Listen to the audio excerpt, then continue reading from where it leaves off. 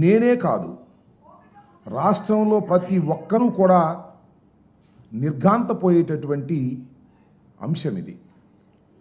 ఆయనకు కక్ష సాధింపు అసలు ఆయన లక్ష్యమే కాదు అనేటువంటి మాట.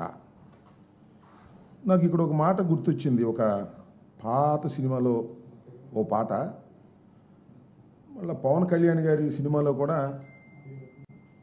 ఖుషి అని కూడా దానిలో పెట్టినట్టున్నారు.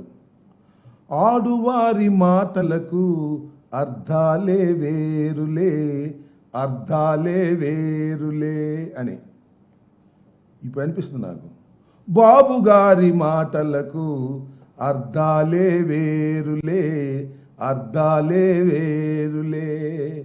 అవునంటే కాదనిలే, కాదంటే అవుననిలే. చక్కగా సూట్ అయిపోద్ది దీనికి. చంద్రబాబు నాయుడు గారికి కక్ష లేదు అంటే కక్ష ఉంది అని అర్థం. చంద్రబాబు నాయుడు గారు నేను నిప్పు లాంటి మనిషిని అన్నాడు అనుకోండి, ఆయన పెద్ద తుప్పు లాంటి మనిషి అని అర్థం. నేను అసలు తప్పే చెయ్యను అన్నాడంటే నిత్యం తప్పులు చేస్తాడని అర్థం. నా అంత విశ్వసనీయత కలిగిన రాజకీయవేత్త ఈ దేశంలో లేడు అంటే అంత విశ్వాసఘాతకుడు ఈ రాజకీయాల్లో ఈ దేశంలో ఎవ్వడూ లేడు అని అర్థం. నేను అందరినీ విశ్వసిస్తాను అంటే ఎవరిని నిశ్వసించను అని అర్థం. నేను అక్రమాలు చెయ్యను అన్నాడా, రోజు అక్రమాలు చేస్తాడని అర్థం. నేను ఇదంతా ఎందుకు మీకు ప్రత్యేకంగా చెప్పాల్సిన అవసరం ఏముంది? చంద్రబాబు నాయుడు గారు ఉమ్మడి రాష్ట్రం అయిపోయిన తర్వాత, విడిపోయిన తర్వాత హైదరాబాద్లో ఒక ఎమ్మెల్సీని కొనడం కోసం డబ్బులు సరఫరా చేస్తూ లైవ్లో దొరికిపోయాడు. అవునా? నేనన్నా కల్పించానేది? అదే మా వాళ్ళు బ్రీఫ్డ్ మీ కేసులో అంత లైవ్లో దొరికిపోయినా కూడా నా అంత నిజాయితీ పరుడు ఎవడో లేడు నమ్మనంటాడు. ఈ పత్రికలేమో వాళ్ళు చంద్రబాబు నాయుడు గారు అంత నిజాయితీ పరులు ఎవరు లేరండి, ఈ భారత రాజకీయాల్లో ఆయనంత స్వచ్ఛమైనటువంటి రాజకీయ నాయకుడు ఎవరు లేరు అని చెప్తాడు. మనం నమ్మాలి. అంత పెద్దగా లైవ్లో దొరికిపోయినా కూడా మహానుభావుడు భలే మేనేజ్ చేసుకుంటాడులే.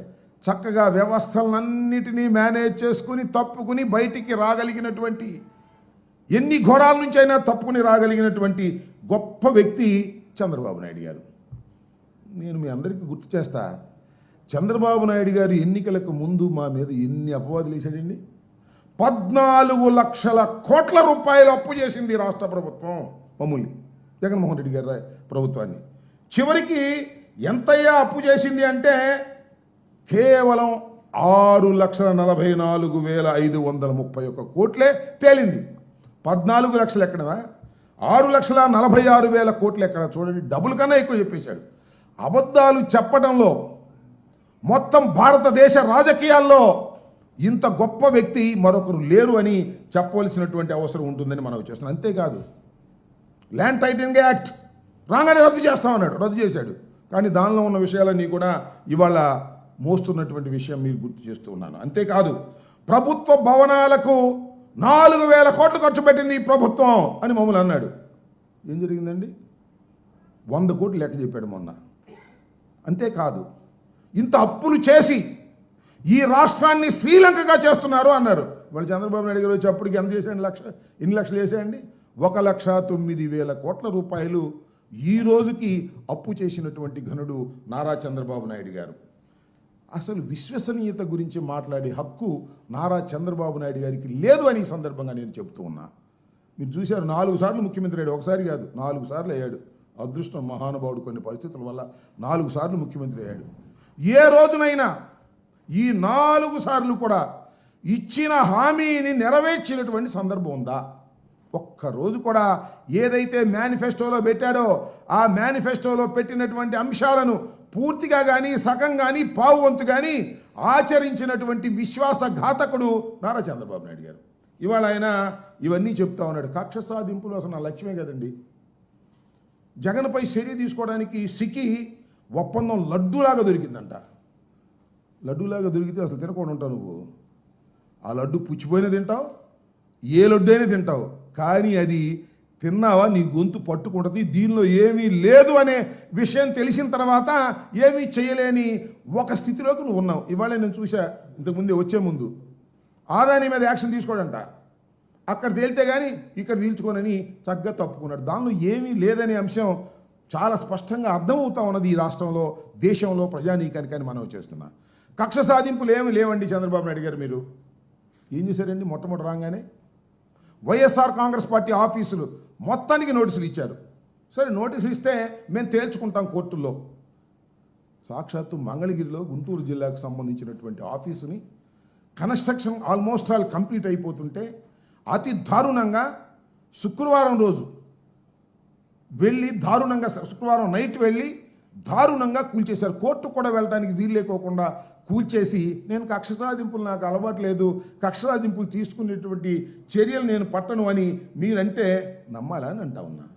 అంతేకాదు, కనీ విని ఎరుగని రీతిలో అంబేద్కర్ గారి విగ్రహాన్ని వైఎస్ఆర్ కాంగ్రెస్ పార్టీ అధికారంలో ఉన్నప్పుడు విజయవాడ నడిబొడ్డులో సుమారుగా 250 కోట్ల రూపాయలు వెచ్చించి అద్భుతమైనటువంటి ఒక అంబేద్కర్ విగ్రహాన్ని అక్కడ ఆవిష్కరించడం జరిగింది. ఆవిష్కరించింది వైఎస్ఆర్ కాంగ్రెస్ పార్టీ. జగన్మోహన్ రెడ్డి గారు ఆవిష్కర్త జగన్మోహన్ రెడ్డి అని పేరు వేసుకున్నారండి. ముఖ్యమంత్రిగా ఉన్నప్పుడు లైట్లన్నీ ఆర్పేసి రాత్రిపూట వెళ్ళి ఆ పేరుని కొట్టేసి అక్కడ విధ్వంసం చేసినటువంటి మీరు మేము కక్షసాధింపులు చేయవండి అంటే నమ్మడానికి ఎవరున్నారంటున్నా. అన్ని దుర్మార్గమైనటువంటి కక్ష సాధింపుల చర్యతోనే ఈ 6 మాసాలు ప్రయత్నం చేస్తున్నారు మీరు. మే 4వ తారీఖున అనుకుంటా అధికారంలోకి వచ్చింది. ఆ రోజు నుంచి ఈ రోజు వరకు కక్ష సాధింపులు తప్ప అభివృద్ధి లేదు, సంక్షేమము లేదు. టోటల్గా కక్ష సాధింపులే. ఇళ్ళ మీద దాడులు చేశారు, హత్యలు చేశారు, అఘాయిత్యాలు చేశారు, ప్రాపర్టీస్ ధ్వంసం చేశారు.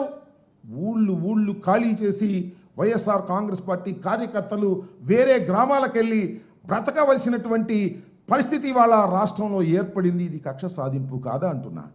ఈ రోజు కూడా నేను మనవి చేస్తున్నా. ఈ రోజు కూడా కొన్ని గ్రామాల్లో, పల్నాడులో కానీ రాయలసీమలో కానీ ఈ రోజు కూడా కొంతమంది రాక ఇతర ప్రాంతాల్లో నివసిస్తున్నటువంటి ఒక దౌర్భాగ్యమైనటువంటి పరిస్థితిని కల్పించింది మీ ప్రభుత్వం కాదా, మీరు కాదా నారా చంద్రబాబు నాయుడు గారు అని ఈ సందర్భంగా నేను చెప్పదలుచుకున్నా. అంతేకాదు, ఇప్పుడన్నా చూసామండి ఐపీఎస్ ఆఫీసర్లు ఎవరు వీళ్ళందరూ చంద్రబాబు నాయుడు గారిని అరెస్ట్ చేసినప్పుడు ప్రభుత్వానికి సహకరించారనే ఒక డౌట్ ఉంటే దాని మీద యాక్షన్ తీసుకో, తప్పలేదు. వేరే ఏదో బాంబే నటి పేరు మీద ఒక కేసును తోడి దానిలో 3 ఐపీఎస్ ఆఫీసర్లను సస్పెండ్ చేశారు. కొంతమంది ఐపీఎస్ ఆఫీసర్లని అరెస్ట్ చేశారు. వారికి పోస్టింగులు లేవు. సస్పెండ్ అయిన వాళ్ళు కాదు, సస్పెండ్ కాని వారికి కూడా ఇంతవరకు పోస్టింగ్లు ఇవ్వాల. పోస్టింగ్లు ఇవ్వకోకుండా ఐపీఎస్ ఆఫీసర్ల మీద, ఉద్యోగుల మీద కూడా కక్ష సాధించేటటువంటి పరిస్థితికి ఇవాళ మీరు ఉండి, కక్ష సాధింపులు నాకు ఆ ఉద్దేశమే లేదు, నేను కక్ష సాధించేటటువంటి మనిషినే కాదు, నేను వివేకానందుణ్ణి, బుద్ధుణ్ణి, గాంధీ మహాత్ములు లాంటి వాడిని అని నువ్వు చెబితే నమ్మడానికి ఆంధ్ర రాష్ట్ర ప్రజానీకం సిద్ధంగా లేదు. ఎందుకంటే మిమ్మల్ని 40 సంవత్సరాల నుంచి మీ రాజకీయ జీవితాన్ని ప్రతి పేజీని చదివినటువంటి వ్యక్తులు ఈ ఆంధ్ర రాష్ట్ర ప్రజానికి. ఏదో కొత్తగా వచ్చిన వాళ్ళు ఎవరన్నా నమ్ముతారేమో నాకు తెలియదు. ఇలాంటి కక్ష సాధింపు చర్యలు చేస్తున్నారు. అంతేకాదు, నేను ఇంకోటి చెప్తున్నా, బాధతో చెప్తున్నా, సోషల్ మీడియా యాక్టివిస్టులు మీ మీద పోస్టులు పెట్టారని, మీ అబ్బాయి మీద పోస్టులు పెట్టారని, మీ పార్టీ మీద పోస్టులు పెట్టారని, ఎప్పుడు వైఎస్ఆర్ కాంగ్రెస్ పార్టీ అధికారంలో ఉన్నప్పుడు పెట్టారని ఇవాళ మీరు అధికారంలోకి వచ్చిన తర్వాత వాళ్ళని అరెస్ట్ చేస్తున్నారు. ఎలా అరెస్ట్ చేస్తున్నారు? అర్ధరాత్రి పూట వెళ్తారు పోలీసులు, తలుపులు పగలగొడతారు, వాళ్ళని పట్టుకుని తీసుకువెళ్తారు. కేసు ఎక్కడ పెడతారు? గుంటూరులో ఉన్నవాడికి కర్నూలులో పెడతాడు, కర్నూలులో ఉన్నవాడికి విశాఖపట్నంలో పెడతారు, విశాఖపట్నంలో ఉన్నవాడికి తిరుపతిలో కేసు పెడతారు, అక్కడ తీసుకెళ్లి కోర్టులో పట్టించేస్తారు.